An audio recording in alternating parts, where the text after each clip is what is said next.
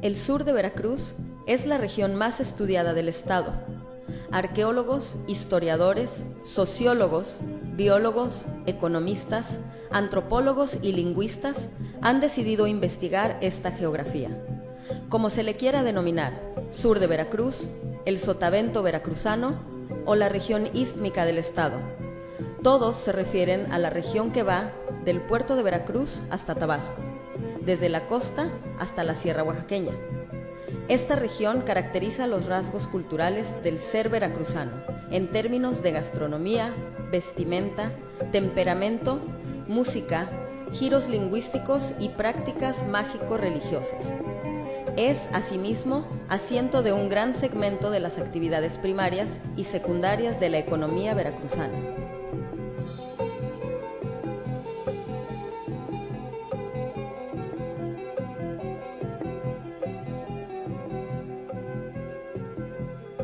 La región está constituida por una red fluvial que permitió a sus sucesivos pobladores relacionarse e intercambiar con las lejanas regiones que se convirtieron en hegemónicas en el transcurso de los siglos. No fue sino hasta la introducción del ferrocarril en el último tercio del siglo XIX cuando los ríos comenzaron a dejar de ser las vías de extracción de los recursos del sur veracruzano.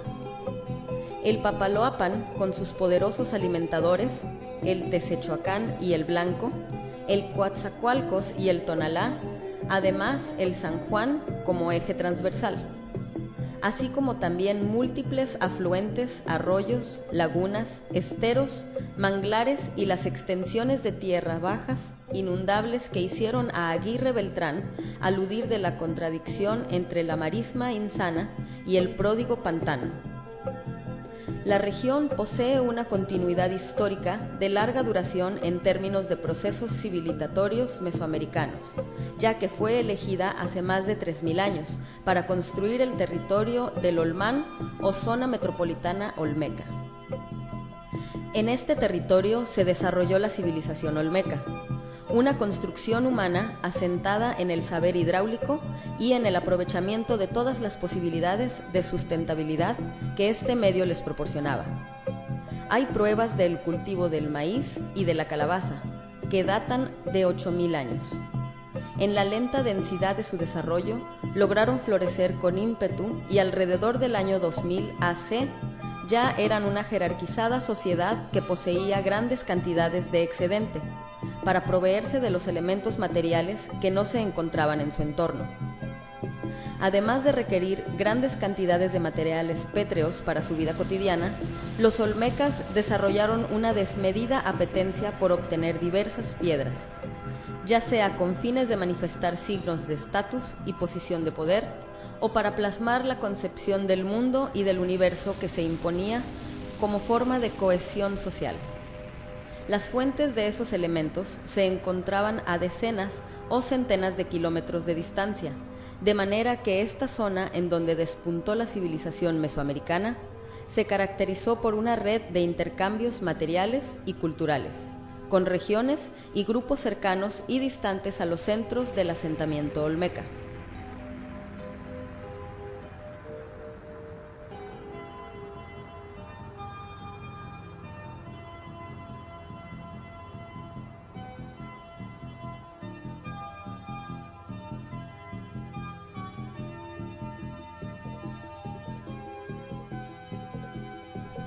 Está documentado el comercio de productos como el jade, la obsidiana, el chapopote, las conchas, el hule, los dientes de tiburón y sobre todo la cerámica. Pero el volumen de aprovisionamiento de basalto para uso ceremonial y proveniente de lejanos lugares asciende a miles de toneladas. En primer lugar, hay que mencionar el comercio de la obsidiana, piedra plebeya presente en todos los vestigios domésticos de la arqueología mesoamericana. La piedra multifuncional en la paz y la guerra. Los olmecas de hace 3.500 años se abastecían de grandes cantidades de obsidiana. Los arqueólogos han llegado a establecer las fuentes del material encontrado. Simplemente en la venta se demuestra la presencia de obsidiana procedente de 8 sitios diferentes, tan lejanos como Guatemala, el Pico de Orizaba o los valles hidalguenses.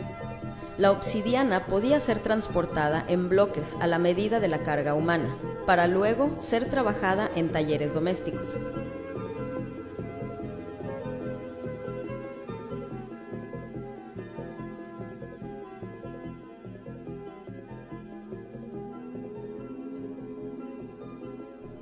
También está la ruta de la andesita, que es una roca dura similar al basalto, de una superficie rugosa y de color más claro.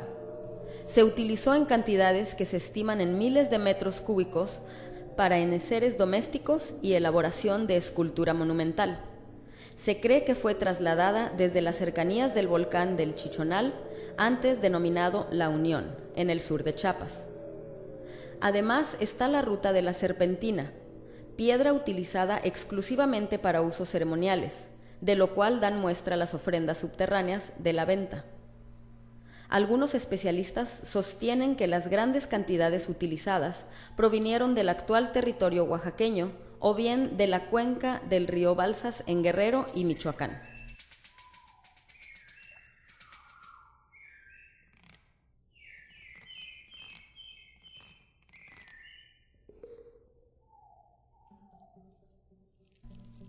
Asimismo está la ruta del jade, la piedra preciosa más apreciada por los olmecas. Aunque también de uso cotidiano, es relevante su función ceremonial.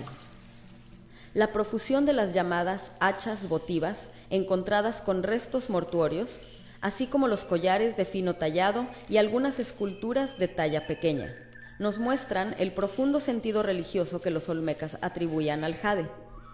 Indudablemente, la posesión u ofrenda de jade estaba relacionada con el poder y el estatus, dando así cuenta de la estratificación de la sociedad olmeca. Hasta hoy, coinciden los arqueólogos, la única fuente conocida de jade en Mesoamérica es la que se encuentra en el valle de Motagua, en la Guatemala central. Es de suponer que desde ahí era transportado en pequeños bloques para que fuera trabajado en los talleres especializados de los centros ceremoniales.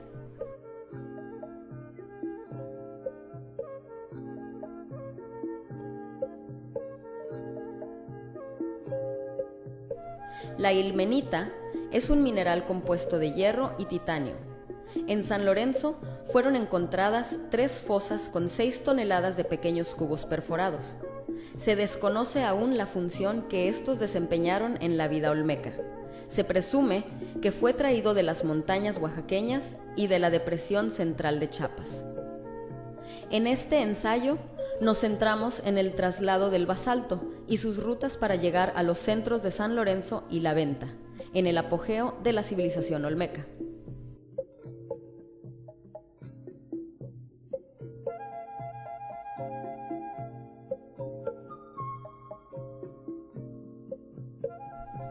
El basalto es producto de grandes erupciones volcánicas que tuvieron lugar hace miles de años.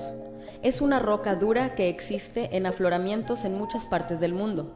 La fuente de basalto olmeca fue la serranía de los Tuxtla, formada por erupciones del volcán San Martín, que se encuentra en línea recta a varias decenas de kilómetros de San Lorenzo y La Venta. El basalto fue entonces un abastecimiento de carácter intrarregional. Las cantidades pueden ser estimadas en cientos de miles de toneladas y la inversión de recursos y trabajo para su extracción, corte, traslado y manufactura son incalculables. Lo mismo fue usado para metates, escalinatas y acueductos que para monumentos de todo tamaño, incluidos los tronos o altares y las monumentales y distintivas cabezas.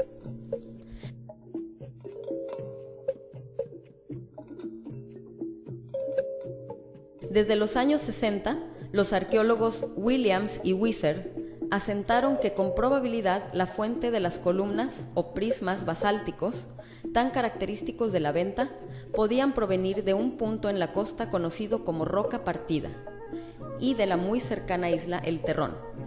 Ignacio Bernal afirma lo mismo.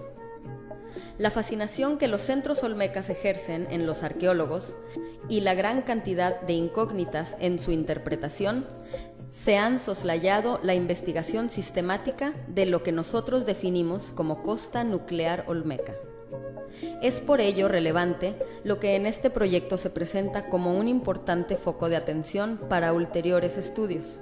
No solo existen esos afloramientos basálticos costeros, sino que en su inmediata cercanía se encuentran varios talleres lapidarios de dimensiones que rebasan con mucho lo doméstico y que refuerzan de manera importante la hipótesis de que los olmecas utilizaron intensivamente la navegación costera para llevar grandes cantidades de roca basáltica a su destino utilitario o ceremonial. En los puntos denominados Arroyo de Lisa, Tortugas y Almendros, hemos encontrado una gran cantidad de columnas fracturadas y de las que denominamos piedras de labor, esto es, rocas basálticas con tajaduras o marcas profundas, cónicas y circulares. Nosotros sostenemos que en esos sitios funcionaron talleres lapidarios primarios. Durante mucho tiempo, las piedras que ahí eran trabajadas inicialmente, después eran enviadas para su manufactura final, en los centros ceremoniales.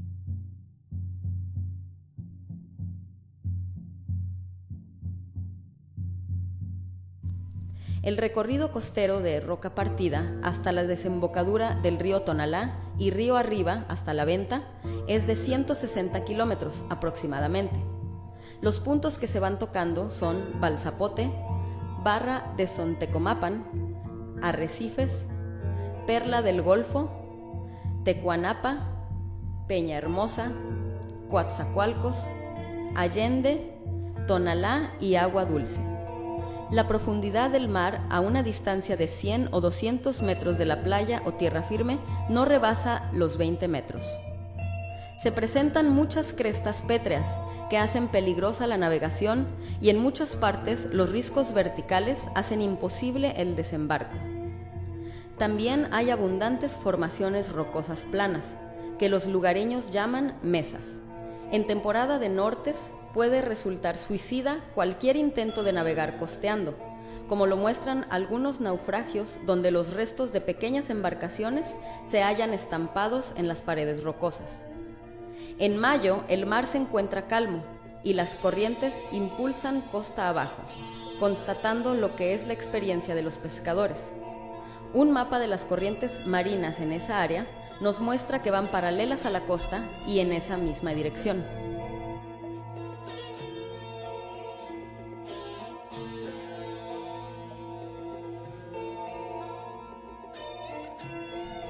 En todo el trayecto existe una gran cantidad de arroyos que descargan su caudal en el mar, algunos de ellos casi inadvertidos por la temporada, pero en época de lluvias bajan impetuosos. Algunos de mayor calado, como el de Arrecifes, que incluso puede navegarse en temporada seca. Muchos de ellos pudieron haber sido puertos de abrigo o de descanso. Desde el mar es posible observar diversos montículos o vestigios arqueológicos, algunos de los cuales han sido ubicados en exploraciones por tierra, o bien a partir de las fotografías aéreas, verticales y oblicuas que Alfred Siemens publicó en su trabajo sobre los Tuxtla.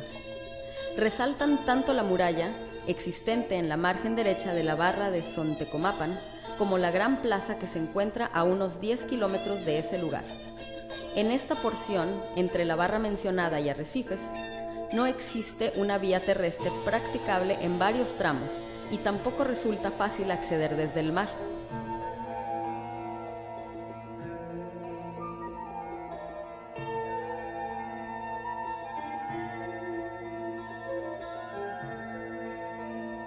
Llama la atención el despoblamiento y la deforestación existente en la vertiente marítima entre la serranía tuxteca y la Sierra de Santa Marta. Los potreros empinados en los que deambulan algunas vacas es el paisaje dominante y no existen rastros de aprovechamiento o asentamiento, de no ser en Arrecifes, Perla del Golfo y Peña Hermosa, donde hay un puñado de pequeñas embarcaciones pesqueras. En la actualidad, el uso de la franja costera es mucho menor al que pudo haberse dado en la antigüedad. La exigua ganadería es la actividad preponderante de lo que fueron colonias militares dotadas en los años 40 y que fueron pobladas por grupos venidos de tierra adentro, sin cultura alguna de navegación o pesca. Los escasos habitantes de la costa viven a espalda al mar.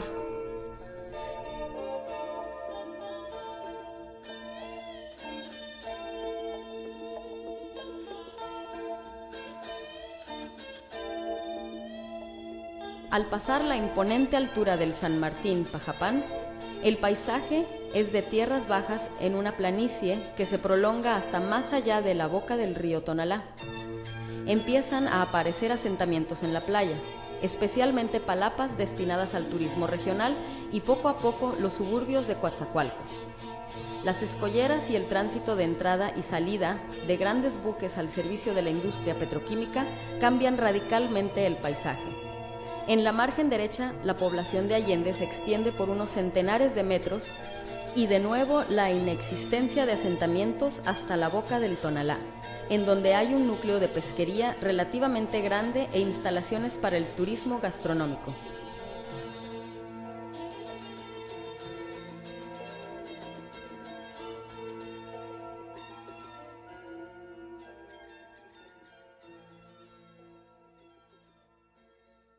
Este río es la frontera política entre los estados de Veracruz y Tabasco, concretamente entre los municipios de Agua Dulce y Huimanguillo. Subiendo por su curso, encontramos a la derecha la población de Agua Dulce en un punto en el que el río adquiere su mayor anchura. Un poco adelante se angosta y ambas riberas se encuentran pobladas de manglares. Aquí encontramos un paisaje que puede ser el más parecido al existente en los tiempos olmecas.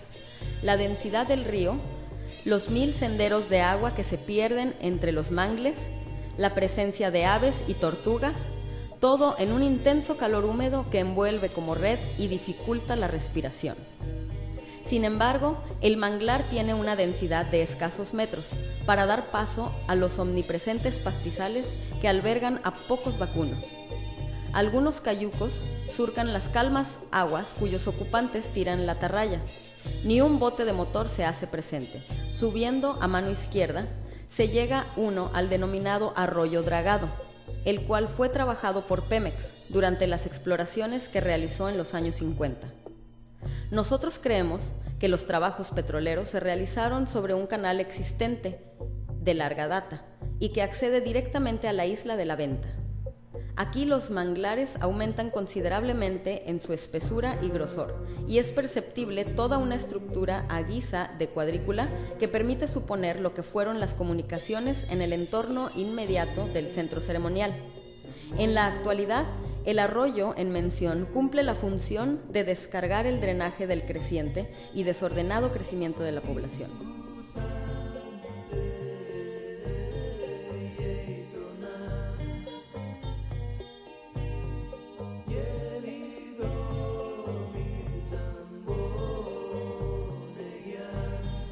La Venta fue, en el tiempo, la segunda gran capital olmeca. Al igual que en San Lorenzo, se encuentran los grandes monolitos basálticos, como cabezas, altares y mesas, además de estelas, pero lo característico de este lugar es la presencia de prismas o columnas basálticos, ya sea en el cerco que rodea la gran plaza ceremonial, como también en la elaboración de la célebre tumba construida por paredes y techos simbólicos, guareciendo en un entierro ceremonial. La cantidad de prismas basálticos se estima en muchas centenas, y sus características coinciden con las que demuestran en los afloramientos costeros y en los talleres líticos, donde yacen abundantes columnas fracturadas.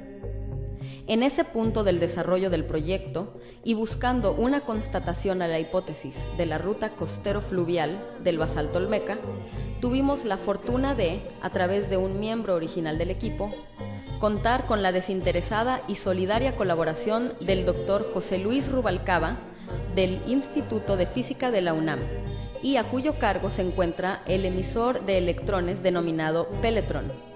Él se encargó de analizar y confrontar 2 muestras de basalto provenientes, una del taller lítico de Arroyo de Lisa y otra obtenida de lascas sueltas de columnas basálticas de la Venta, obteniendo el contundente resultado de su identidad completa.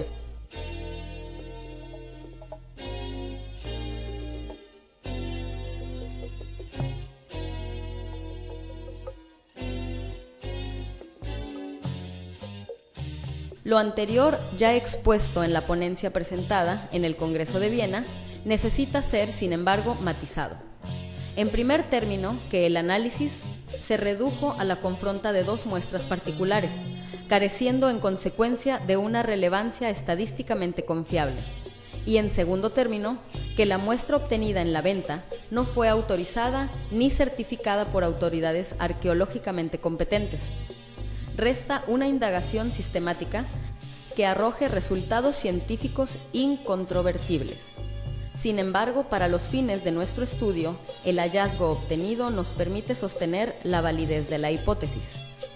La ruta costera también la planteamos como hipótesis para el traslado de basaltos a la meseta de San Lorenzo, asiento de civilización olmeca anterior al auge de la venta y gigantesco consumidor de piedra basáltica, tanto utilitaria como ceremonial.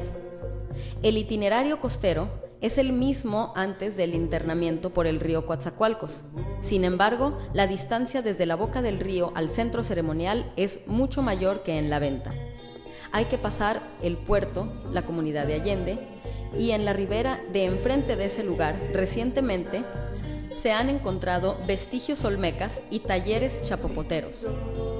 Subiendo, se pasa la laguna de Manatí y la de Nanchital, para más adelante arribar a Minatitlán, presidida por las torres de la refinería.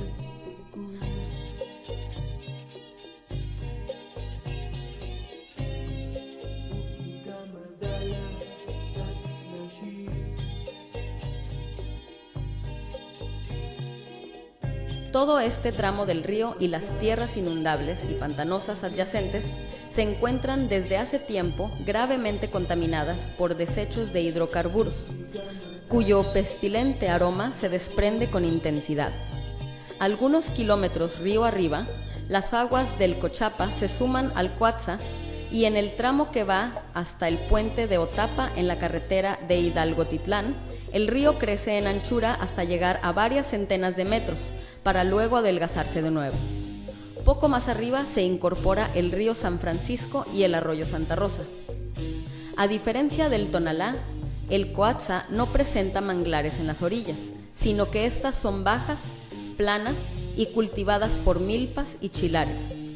Más adelante se verán frecuentes y extensas plantaciones de sorgo.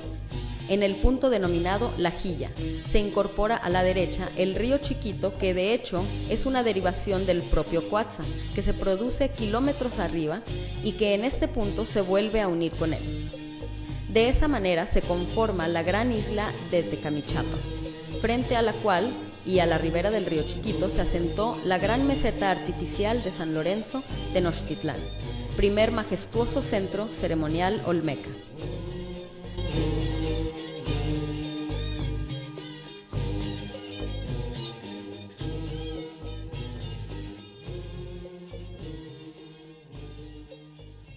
De San Lorenzo, el arqueólogo Alfredo Delgado cuenta con decenas de muestras y lascas que corresponden tanto a monumentos como a piezas de acueducto y metates.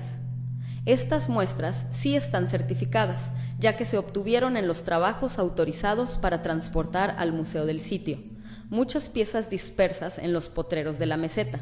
Sin embargo, a la fecha, no han podido ser analizadas por el emisor de electrones y confrontadas con otras provenientes de las diversas fuentes basálticas de la Sierra de los Tuxtla, para establecer inequívocamente tanto la procedencia como el destino de las piedras.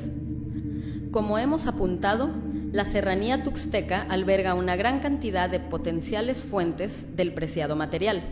En la vertiente tierra adentro de la formación montañosa existen puntos que han sido señalados desde hace tiempo por los especialistas como aquellos de los que pudo provenir gran parte del basalto utilizado por los olmecas, en especial el cerro de Cintepec.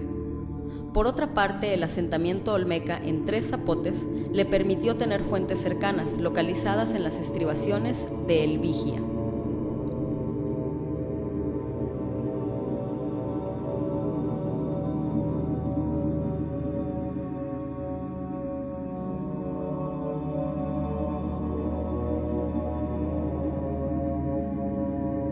La Sierra de los Tuxtla desciende en pendientes no muy pronunciadas hasta perderse en las tierras bajas interiores de la región, las cuales se extienden decenas de kilómetros hasta alcanzar el cauce del Cuatza y más allá del Tonalá.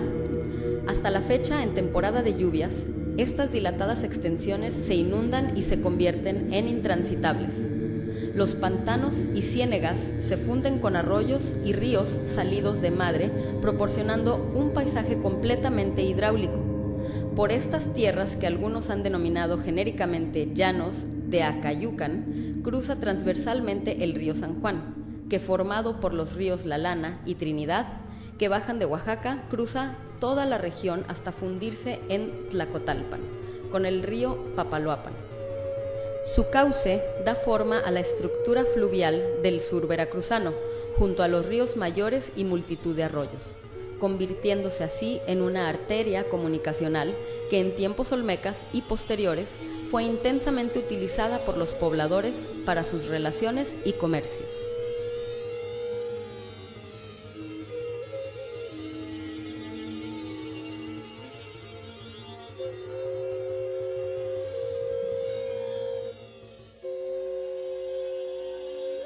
Además de la hipótesis del trayecto costero fluvial para el aprovisionamiento de basalto por los olmecas, en el proyecto tratamos de aportar elementos que sostengan la segunda hipótesis de su traslado, esto es, por una ruta fluvial terrestre. Sostenemos que desde las faldas interiores de la serranía tuxteca, a través de una red de arroyos y ríos, el basalto accedía al río San Juan. De ahí remontaba hasta las inmediaciones de un punto conocido como el Achotal, a corta distancia del San Juan Evangelista, desde donde por tierra inundable era transportado a San Lorenzo.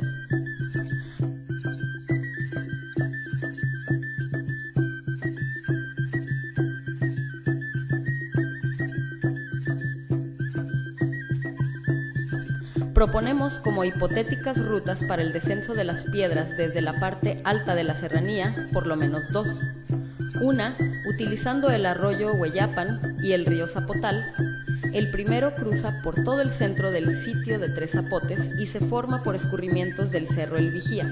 El segundo se extiende por la planicie interior. A su vera, en un punto denominado Palo Herrado, están una serie de montículos en los que se han encontrado vestigios olmecas y que en tiempo de lluvias forman una línea de islotes en la tierra inundada. Ambos se funden con el río San Juan a la altura de los puntos conocidos como Casas Viejas y Santa Julia. La segunda, que eran transportadas desde las estribaciones del Cerro del Cintepec, en las vecindades de la laguna de Catemaco, y con la ayuda de los rápidos arroyos en creciente, eran trasladadas hasta la ribera del San Juan, tal como ha sido propuesto por algunos arqueólogos. Lo cierto es que todos los puntos medios y menores de la vertiente interior de la sierra están construidos por basalto, y las fuentes al parecer fueron múltiples.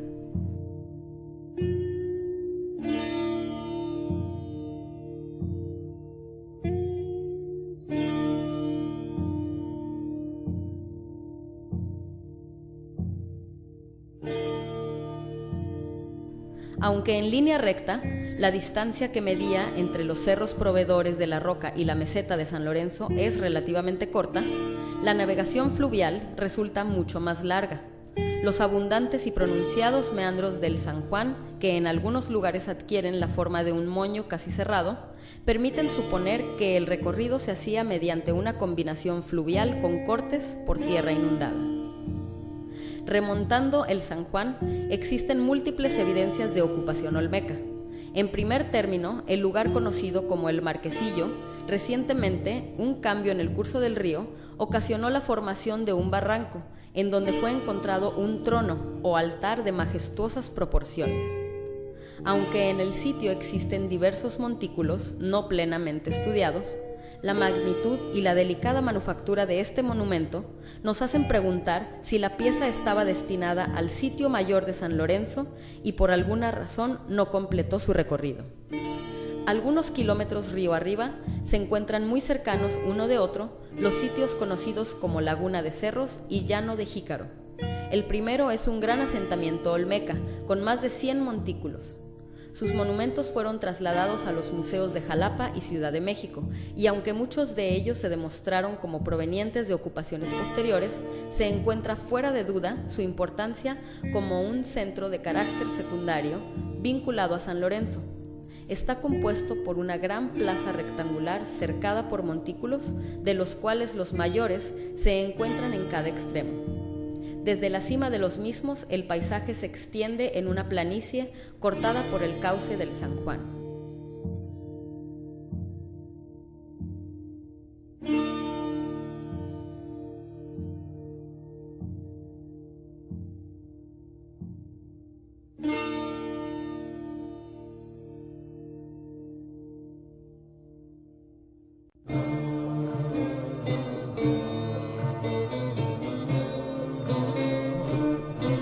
Llano de Jícaro es un caso muy similar al de las estribaciones del Cintepec. Ha sido considerado como un gran taller lapidario que surtía de piedra labrada a su vecina Laguna de Cerros y a San Lorenzo. En sus potreros, que se extienden por varias hectáreas, no hay trazos de asentamientos considerables, pero sí una gran cantidad de piedras basálticas de diferentes dimensiones esparcidas por toda la superficie. Aquí el trabajo de la piedra no consistió en extraer bloques de un manto o fuente para luego esculpirlos, sino que se basó en una tarea de selección, casi de recolección, de las piedras adecuadas para el tipo de monumento que se pretendía construir. Dispersas por el sitio se encuentran muchas rocas a medio trabajar, lo mismo que otras fracturadas en el proceso de su manufactura. Subiendo el San Juan se llega al punto en que éste nace, precisamente en la confluencia de dos ríos que bajan de la Sierra de Oaxaca, la Trinidad y la Lana. A unas centenas de metros de esta y en la ribera derecha del río Trinidad se encuentra el pequeño poblado llamado El Achotal. Es en este punto en el que nuestro proyecto propone la posible ruta terrestre para cruzar hasta el río Chiquito y la meseta de San Lorenzo. Hay indicios que apoyan esta suposición. Se han encontrado monumentos de talla menor, tanto en el Achotal como en el cercano Estero Rabón. Además, hay rastros de lo que pudo haber sido un terraplén que cruza el vecino lugar de Cerritos en aparente dirección al río Chiquito.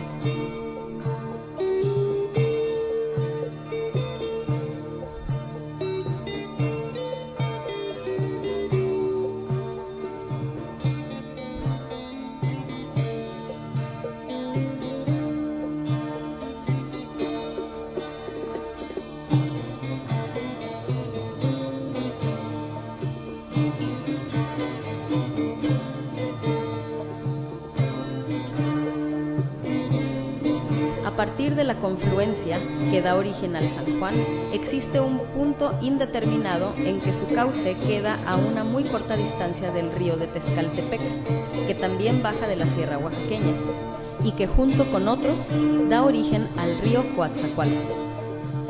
Esta también pudo haber sido una ruta de conexión hacia San Lorenzo, por vía fluvial descendiente hasta La Horqueta, que es el punto en el que se forma el río Chiquito, y hasta San Lorenzo. Sin embargo, a la fecha, no existen estudios o exploraciones específicas que sostengan esta suposición. La hipótesis fluvial terrestre, desde la vertiente interna de la serranía tuxteca, se sostiene con sólidos argumentos, pero falta aún bastante por explorar para afinar la propuesta. Sobre todo, faltan datos duros de análisis químicos de las piedras para afirmar con toda certeza la procedencia y el destino de las grandes cantidades de basalto que fueron fundamentales en la construcción de la primera gran civilización mesoamericana, misma que se desarrolló en el sur de Veracruz.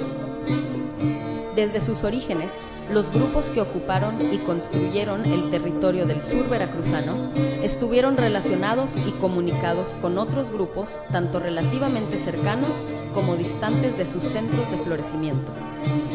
El intercambio de conocimientos y elementos materiales fue desde el inicio de la civilización olmeca una constante que interrelacionó a la región con otras de Mesoamérica. La base material para que esto pudiera darse fue la intrincada red de comunicaciones acuáticas. Los ríos fueron, durante la larga duración histórica del sistema circulatorio del sur veracruzano.